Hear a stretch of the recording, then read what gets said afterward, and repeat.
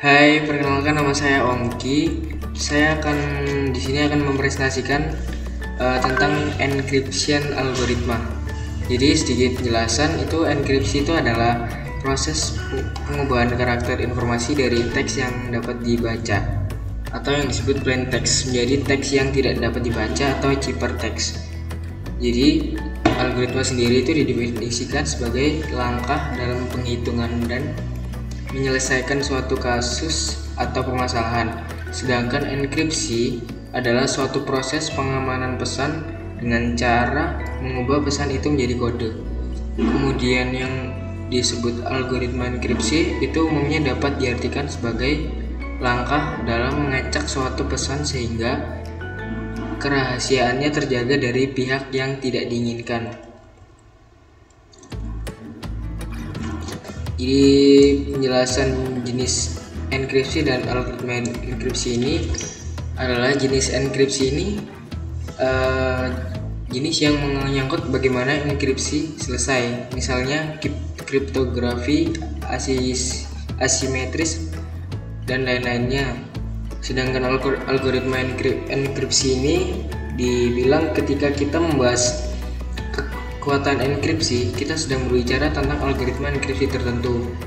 Jadi tempat asal nama-nama menarik seperti triple dash, RSA atau AES dan lain-lain sebagai enkripsi sering disertai dengan nilai numerik seperti yang AES-128 tersebut mengacu pada ukuran kunci enkripsi dan selanjutnya menentukan kekuatan algoritma. Latar belakang dalam algoritma enkripsi ini adalah dalam dunia enkripsi, pesan awal yang akan disampaikan disebut juga plain text. Sedangkan pesan yang merubah menjadi kata dengan huruf disebut ciphertext seperti yang ada di atas. Jadi secara garis besar, algoritma enkripsi ini dibagi menjadi dua, yaitu simetris algoritma dan kunci simetris algoritma. Untuk kunci algoritma yang simetris adalah maksudnya seperti rumus kunci yang sama untuk enkripsi sekaligus deskripsi pesan. Sedangkan algoritma dengan kunci simetris itu yang sangat banyak digunakan dan telah terbukti keamanannya. Sementara itu, algoritma dengan kunci yang asimetris itu umumnya adalah menggunakan kunci yang berbeda dalam proses enkripsi dan deskripsi. Jadi pengirim informasi rahasia menggunakan kunci yang disebut kunci publik atau public key untuk mengacak pesan menjadi kode.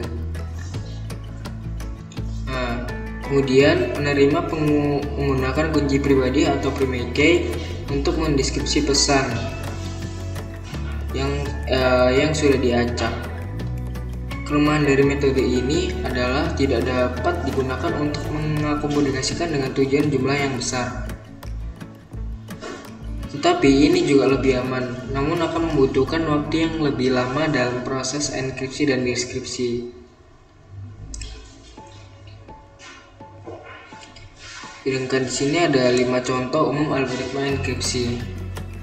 Jenis enkripsi membentuk fondasi atau algoritma enkripsi, sedangkan algoritma enkripsi bertanggung jawab untuk kekuatan enkripsi dan dalam bit. Selain itu, kalian mungkin tahu lebih banyak algoritma enkripsi daripada yang kalian sadari. Yang pertama itu ada triple dash. Di sini untuk menggantikan algoritma dash yang sudah tidak lagi aman. Awalnya triple dash adalah standar yang direkomendasikan dan algoritma simetris yang paling banyak digunakan di industri. Jadi triple dash ini untuk meningkatkan prosedur enkripsi dengan menjalankan dash 3 kali. Data dienkripsi, dideskripsi, dan kemudian dienkripsi lagi. Jadi ada 3 metode dalam triple dash, yaitu data dienkripsi, dideskripsi, dan kemudian dienkripsi lagi. Untuk memberikan panjang kunci efektif 168 bit. Ini cukup untuk sebagian besar data sensitif. Namun sementara triple dash lebih kuat dari dash standar, ia memiliki kekurangannya sendiri. Meskipun perlahan, Triple Dash masih berhasil membuat solusi enkripsi hardware yang dapat diandalkan untuk pelayanan keuangan industri lainnya. Yang kedua pada umumnya algoritma enkripsi ada RSA, yaitu adalah salah satu algoritma kriptografi public key pertama. Ini menggunakan fungsi enkripsi asimetris satu arah. Di RSA ini banyak sisi internet menggunakan algoritma RSA secara luas. Ini adalah di fitur utama dari banyak protokol, termasuk SSH, OpenGP, dan lain-lain. Browser menggunakan RSA juga untuk membangun komunikasi yang aman melalui jaringan yang tidak aman. Jadi RSA tetap sangat populer karena banyak panjang kuncinya. Kunci RSA biasanya 1024 atau 2048 bit. Namun para ahli keamanannya percaya bahwa tidak akan lama sebelum RSA Bitcrack mendorong banyak organisasi bisnis untuk berimigrasi ke kunci di atas RSA, yaitu 2004 atau yang lainnya. Di yang ketiga ini urutannya ada Blowfish. Blowfish adalah algoritma yang dirancang untuk menggantikan DS.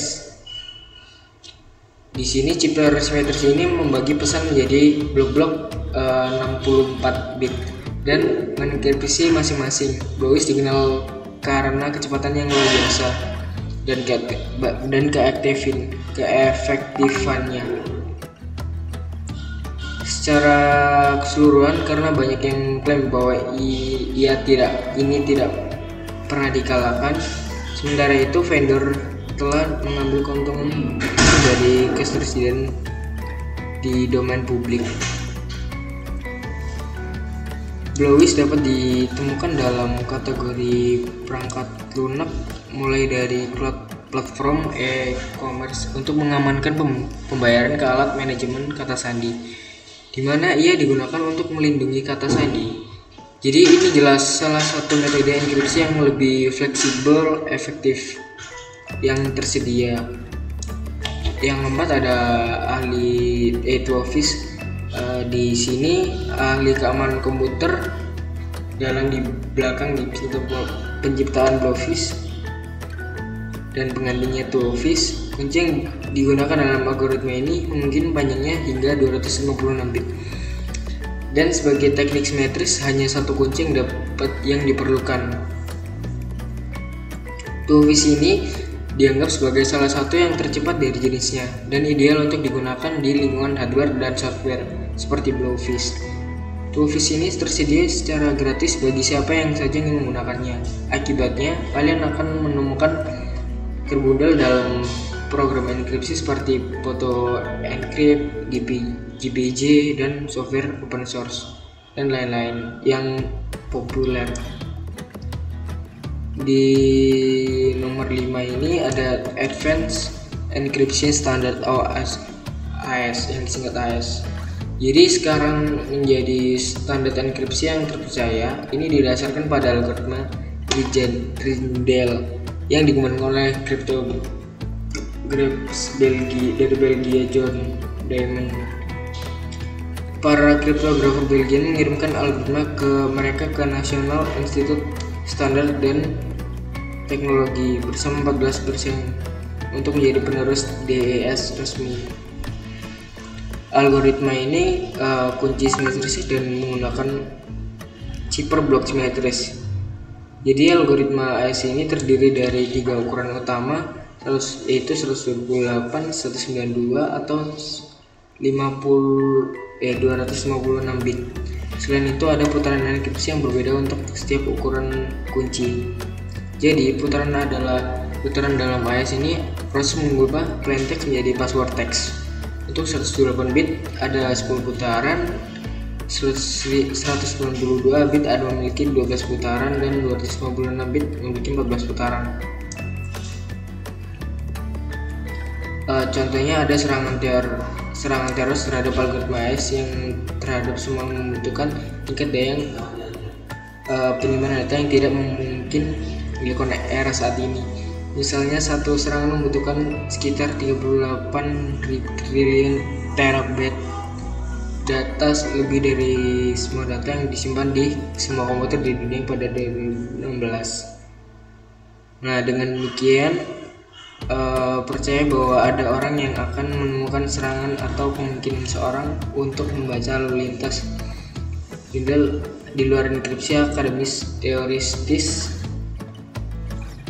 Jadi algoritma enkripsi Twofish dan Skeneers adalah penantang algoritma Legendale langsung selama kompetisi untuk memilih algoritma keamanan nasional yang baru. Yang keenam ini saya dapat dari luar, yaitu ada contoh yang lain, ada algoritma enkripsi MD5. Dalam dunia kriptografi, MD5 adalah sebuah metode enkripsi yang merupakan singkatan dari MACsec di case 5. Penemunya adalah Ronald Rives. Metode ini ditemukan pada 1991. Jadi metode ini panjang pesan asli atau data input dapat bervariasi, namun pesan yang telah dienkripsi ini atau hasil outputan sama. Jadi contohnya seperti sebuah pesan dienkripsi dengan MD5 32 digit hex, maka pesan yang sudah dienkripsi adalah huruf dan angka acak yang jumlahnya 32 digit. Jadi huruf B bila dienkripsi panjangnya akan sama dengan kata contoh. Hal itu karena output dari metode ini panjang dan ukurannya sudah ditentukan. Kesimpulan dari kerja MD5 ini adalah bahwa metode ini merubah pesan asli menjadi digit hex, sehingga pesan asli tersembunyi. Penyusup atau hacker yang hanya akan membaca pesan yang telah diacak. Selain itu, metode ini juga melindungi file yang sedang kita download atau yang sedang di-download dengan menggunakan MD5. Jadi kita sedang mendownload, kita juga dilindungi dengan metode MD5 ini. Dengan file akan terlindungi dari ancaman virus yang bisa saja merusak file. Saat mengunduh, tidak hanya virus yang dapat turut serta tapi juga hacker bisa saja beraksi saat berproses dijalankan. Jadi demikian tentang penjelasan enkripsi algoritma. Bila ada salah kata, saya ucapkan terima kasih.